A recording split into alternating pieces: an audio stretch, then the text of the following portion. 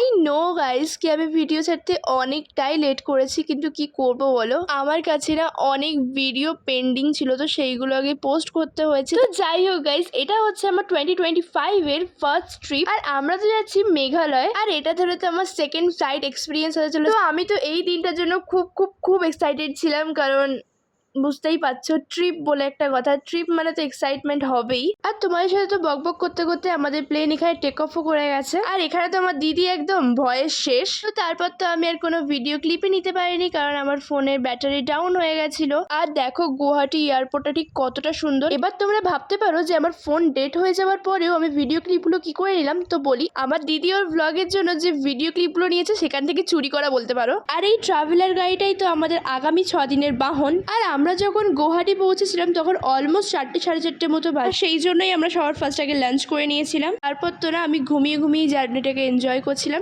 যতই ঘুমাই গাইস, সন্ধ্যাবেলা একটু চা না খেলে হয়। তো চাটা দেখতে তো অনেক টেস্টি ছিল, বাট যখন আমি টেস্ট করলাম এটার টেস্ট এতটা বাজে সেটা তোমরা আমার মুখটা দেখলেই বুঝতে পারো। আর তারপর তো আমি এটা নতুন ফল টেস্ট করলাম, এটার নাম হচ্ছে সফি। আর এটা না খেতে বেশ ভালো ছিল, টক মিষ্টি টাইপসের ছিল, কাইন্ড অফ স্ট্রবেরি। আর তারপর তো মজা করতে করতে ঘুমাতে ঘুমাতে আমরা চলে এলাম শিলংয়ে। আর শিলং শহরটা ঠিক এতটা জ্যাম তোমাদেরকে কি বলবো গাইস। আর আমাদের না মেন শিলং সিটিতেই হোটেলটা ছিল।